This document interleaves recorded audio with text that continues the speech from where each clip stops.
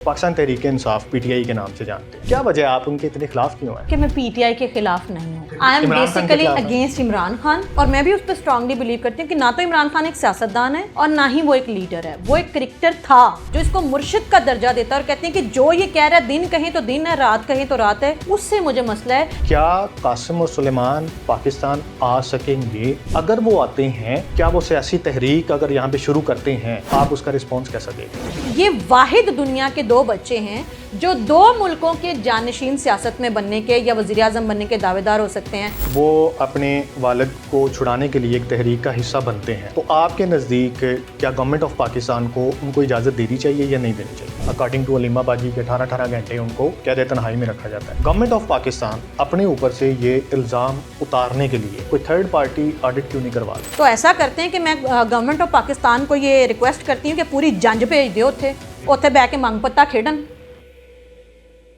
अस्सलाम वालेकुम जी, मैं हूं राना अली ज़ुहैब और हाजिर हूं आज की नई पॉडकास्ट के साथ।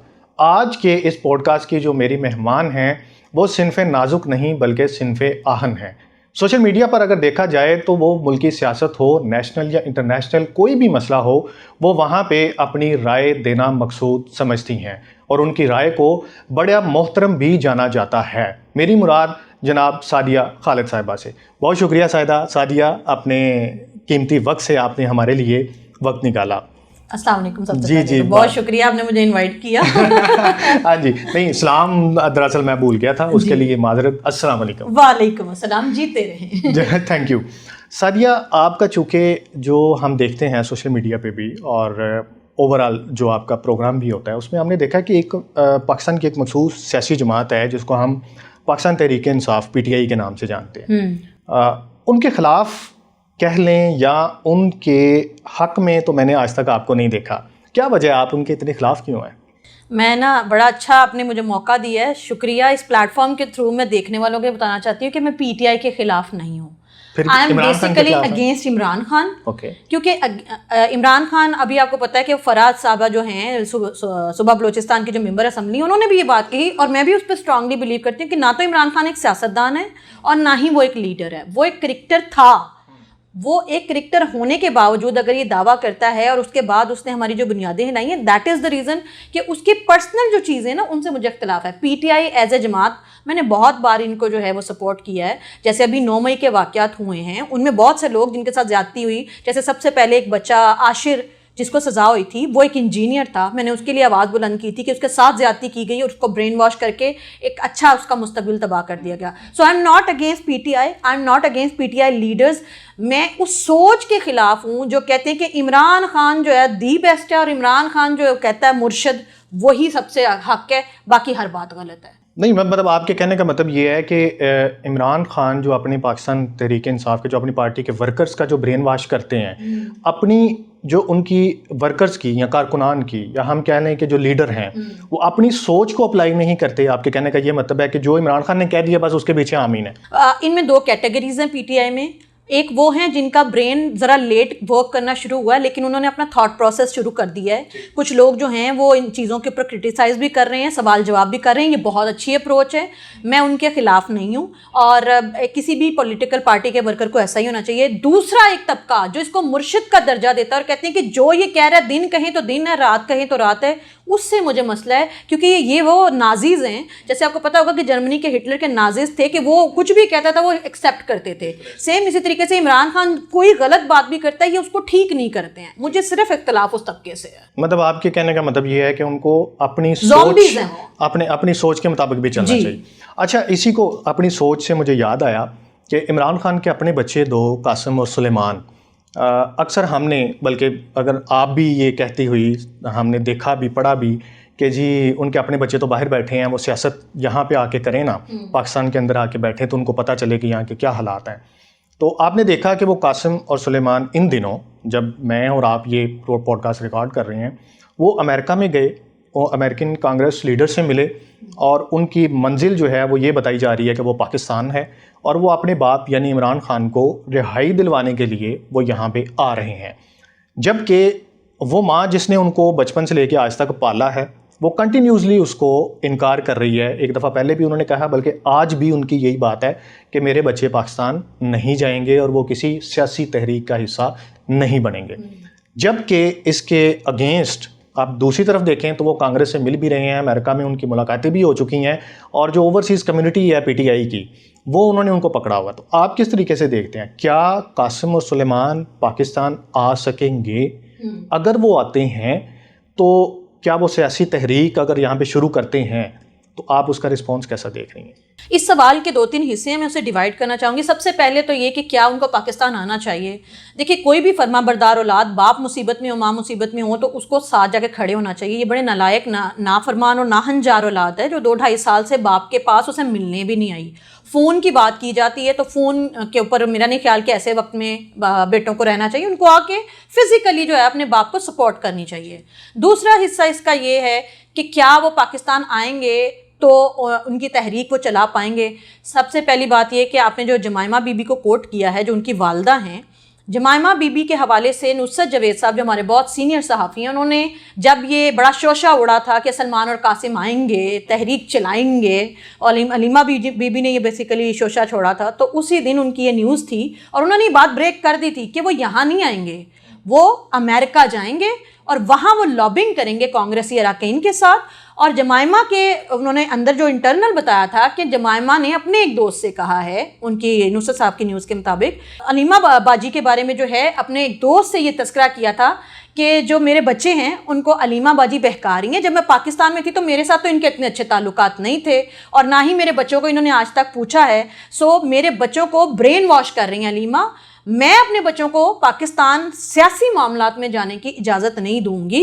यही बात वो अभी भी कह रही हैं। हाँ, लेकिन उन्होंने साथ ये भी कहा था कि बाहर रह के जो लॉबिंग हो गई या फिर कैंपेनिंग होगी, वहाँ जहाँ पे भी इमरान खान को ज़रूरत होगी, मैं अपने बेटों को इजाज़त देती हूँ वो करें। आपने देखा, पूरी दुनिया ने देखा कि वो अमेरिका जा रहे हैं। जमाइमा ने जैसे कहा था लॉबिंग कर रहे हैं और लॉबिंग के ऊपर पैसा लगता है, वो जमाइमा खर्च करेंगी। जमाइमा पहले भी करती रही हैं, लेकिन अगर ये कहा जाए कि वो पाकिस्तान आएंगे, I don't think so. जमाइमा isn't interested at all. वैसे सलमान और कासिम के बारे में मैं आपको एक इंटरेस्टिंग फैक्ट बता दूं कि ये वाहिद दुनिया के 2 बच्चे हैं जो 2 मुल्कों के जानशीन सियासत में बनने के या वज़ीर आज़म बनने के दावेदार हो सकते हैं। या तो पाकिस्तान, जहाँ पे इनका बाप जो है बैठा हुआ इमरान खान और वो प्राइम मिनिस्टर रहा, उसकी एक पार्टी है, या फिर इनके नाना की एक पार्टी जो है इजराइल में, और ये इजराइल में जो है वो प्राइम मिनिस्टरशिप या फिर लीडरशिप उसको क्लेम कर सकते हैं। तो ये देखें कि इजराइल और पाकिस्तान दोनों में वो सियासत में कोशिश कर सकते हैं, लेकिन वो करेंगे नहीं,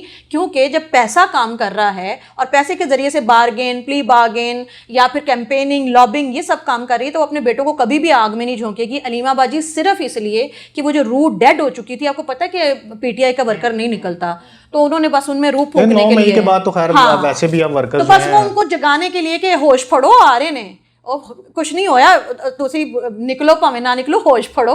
तो ये बेसिकली वो किया जा रहा है, अदरवाइज वो नहीं आने के। मेरा नहीं मतलब पाकिस्तान आपके नज़दीक वो नहीं पाकिस्तान नहीं आएंगे। लेकिन अगर आते हैं तो राना सनाउल्लाह साहब ने कहा कि अगर वो आते हैं वो बाप की तरह अरेस्ट होंगे, जेल में जाएंगे, यूके की एम्बेसी उनको बाहर निकलवाएगी और उनको फिर वापस भेज देगी। तो अगर आते हैं वो अपने वालिद को छुड़ाने के लिए एक तहरीक का हिस्सा बनते हैं, तो आपके नज़दीक क्या गवर्नमेंट ऑफ पाकिस्तान को उनको इजाज़त देनी चाहिए या नहीं देनी चाहिए? बिल्कुल नहीं देनी चाहिए। पाकिस्तान का कानून कहता है कि जो पाकिस्तान में रहता है, पाकिस्तान का शहरी है, पाकिस्तान का सिटीज़न पासपोर्ट होल्डर है, वो पाकिस्तान की किसी भी जो रेलेवेंट चीज़ है ना, उसके खिलाफ एहतजाज, पुरअमन एहतजाज कर सकता है। जो बंदा पाकिस्तान का शहरी ही नहीं है, वो दूसरे मुल्क से उठता है, दूसरे मुल्क का शहरी, वो यहाँ आके दंगे फसाद कराता है, तहरीक करता है, भाई किस बात से? तुम अपने मुल्क में करो।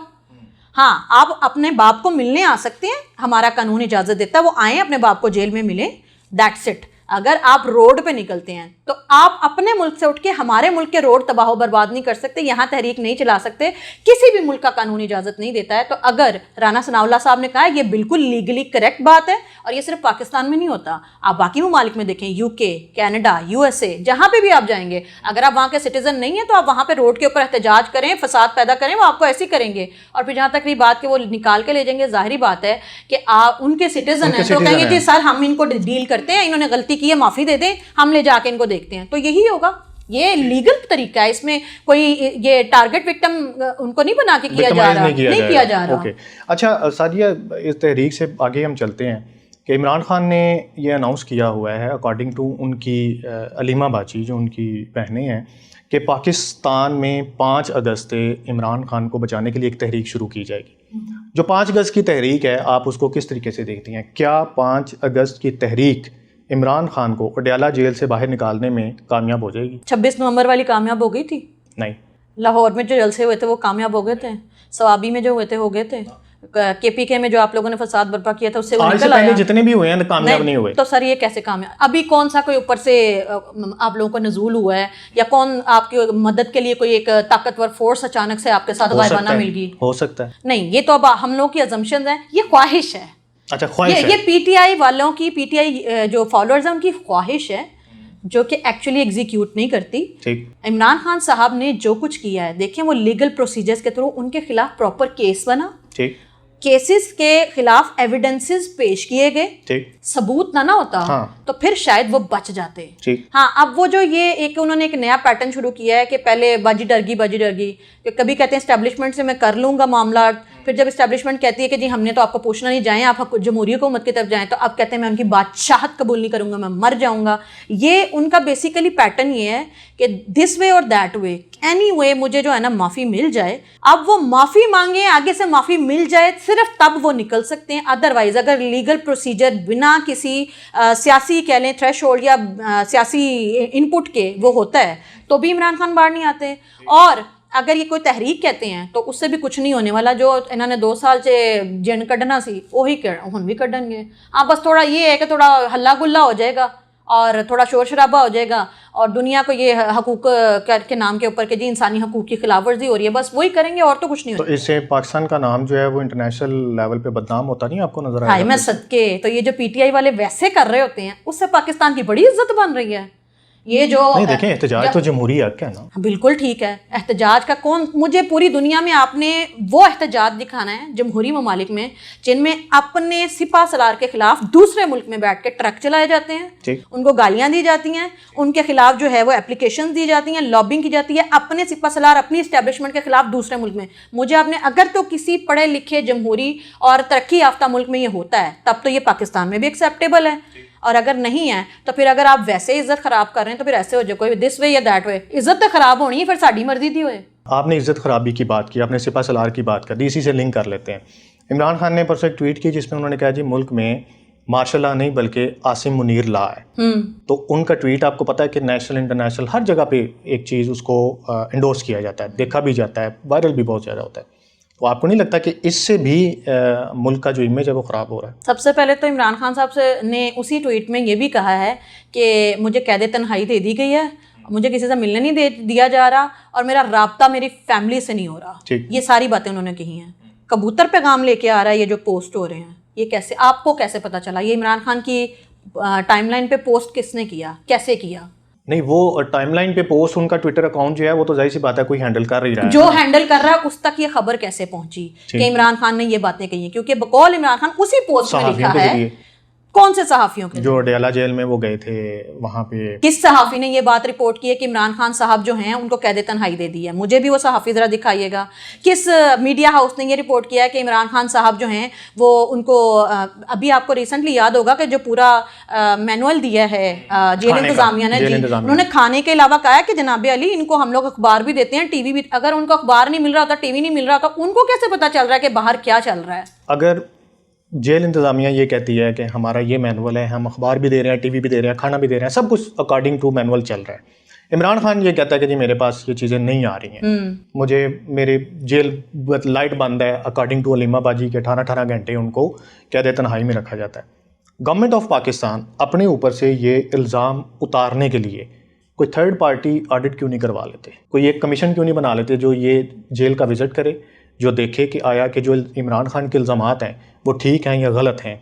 तो इसमें गवर्नमेंट को क्या, आपको नहीं लगता कि गवर्नमेंट को बजाय इसके कि हर पेशी के ऊपर जो बंदा बाहर आता है उनसे मिलके वो यही कहता है जी मर गए रुड़ गए, जो बाहर आता है वो मीडिया टॉक पे यही कहता है, चाहे वो उनके अपने पार्टी के लीडर हों, वकला हों या बजाते खुद इमरान खान हो, हर वो बंदा कहता है ज़ुहैब जो उनसे जुड़ा हुआ है, जो उनकी पार्टी से जुड़ा हुआ है। जो न्यूट्रल सहाफ़ी जाता है वो कभी ये रिपोर्ट नहीं करता, ठीक है।